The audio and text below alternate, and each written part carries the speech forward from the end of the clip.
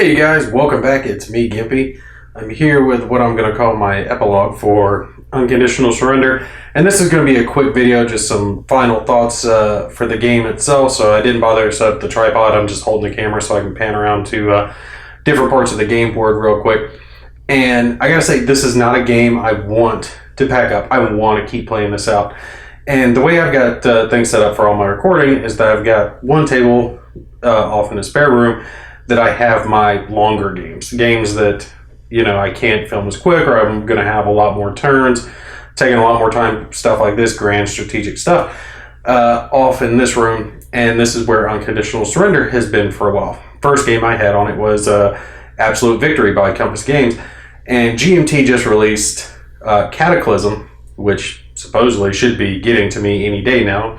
Some people have already got theirs. Thanks to that new website, I haven't got a tracking number, so I don't know when it's going to get here, but I'm assuming it's going to be here soon. But it's in the same vein. It's a grand strategic. That one actually has the entire world abstracted. It doesn't have the entire world shown, a couple maps, but the entire theaters of operation represented. So really looking forward to that one. So I've got to get Unconditional Surrender up, but I want to do one last video here, just some final thoughts on the game and things I enjoyed about it. If you haven't watched it, my top 5 solitaire games, this game was one of them. And this is not a solitaire game by any means.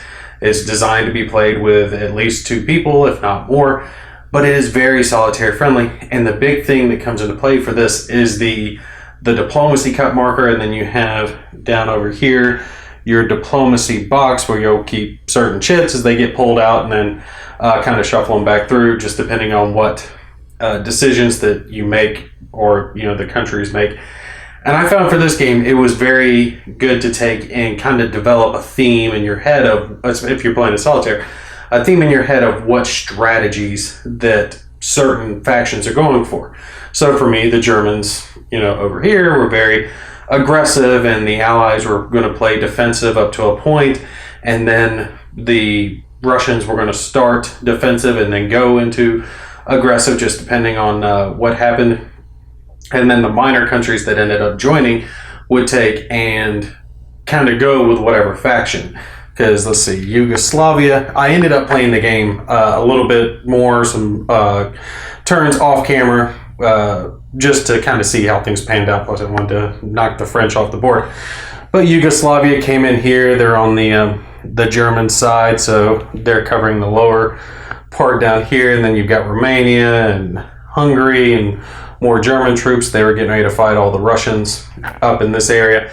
And then down over here, Syria actually came into being because of the French going down. So Syria became its own neutral country. I went ahead and put the counters out for them, even though they're still technically neutral. And then you've got French North Africa, and then you have Vichy France here. And technically they're still neutral, but I wanted to have their counters already on the board because I was going to go ahead and continue with the attack. And we can see the Germans went ahead and wiped out the French. They took out enough cities to take and gain control of the mainland. And then I was going to take and continue pushing south and keep wiping out the whole continent and clear out everything. But like I said, I needed the table space. I needed the room to take and go ahead and set up Cataclysm. And I really, if I didn't have a game that I'm wanting to throw on this table to take and start filming some turns of that, and I've already got something like 7 or 8 turns of Unconditional Surrender up, I would keep this out. This is one of my all-time top favorite games. And when it comes to war games, I am nothing but a solitaire player. I am all about the solitaire play. And this game does it so well because of the diplomacy, because of, even though you're making a decision, the randomness of the diplomacy cup makes it to where you don't know for sure what's going to happen. Italy could go allied in this game. Spain ended up going allied. All these other minor countries, all in this area up here along the top, they could all go many different directions depending on what choices you make. And you could end up having them not get involved, or just depending on the attacks that you make. There's so much varied what ifs, and I love what ifs when it comes to games like this. What could have happened? Now, if I wasn't filming it for YouTube and for other people, I probably would have house ruled stuff like units could go wherever they want and just to hell with borders. If they're on one side, they can attack cross. But that's just me, how I like to play them sometimes when I don't have other people watching to worry about. But I did want to take and talk about how good the game is. I mean, it ranks up there as 10 for me. And solo play, it does it so well, specifically because of the diplomacy and because of the production involved with it, which we have over here on these sheets where the national will and production is kept track of. I like how they included a sheet that had all the combined factions on it. And then we have our factions over here for units being brought out or special conditions, things of that nature. Because this is a lot less space hogging than putting out all the individual sheets.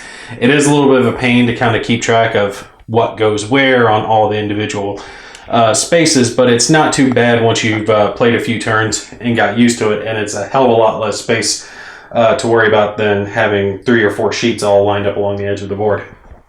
If you're looking for a grand strategic type game that you can play solitaire and have a great time with, I cannot recommend Unconditional Surrender enough. The components are excellent. I did get the mounted mat board, which after playing it a little bit, I did notice there's a slight color difference between the two, but it is so minor, you really don't notice it after you've been playing it for a little bit. Minor gripe. And see, that's the thing. I can only really give minor gripes for the game. It's not hard to learn, but it's complex enough to be deep and really engrossing and keep your attention. And I can just sit here and just move the pieces around all evening and have a great time with it. It is outstanding game. I highly recommend it to anybody who's looking for this type of game in a that they can play solitaire. I have heard that they're supposedly going to be releasing at some point Unconditional Surrender, the Pacific Theater, which I would go nuts for. I don't know how well it would play, considering there's a lot more naval stuff involved.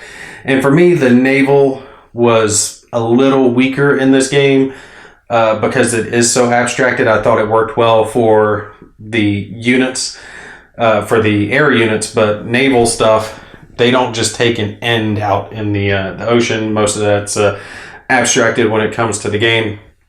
I would have liked to have had maybe some more specific rules when involved with that. But again, minor gripe. Most of it's the land battle anyway, so it really wouldn't matter. But hopefully if they do Unconditional Surrender in the Pacific, they'll take and kind of change that part up a little bit. But anyway, that's it. I just wanted to take and finish this up because I unfortunately have to pack this game up. And I'll tell you, I am going to probably use the videos that I've made here, having everything shown, and recreate this on Vassal and then just continue my game on because I've had so much fun with it. I prefer, honestly, to have the pieces in front of me. There's just something about having the counters right there and getting to touch them that, does it for me. But, electronic will take and, suffice so I can have the table space to film Cataclysm for you guys. I'm making the sacrifice for you all. Yeah, absolute 10. Definitely get it. 100% recommend it. Can't recommend it enough. And that's going to be it for me. You guys take care. I will catch you in the next one.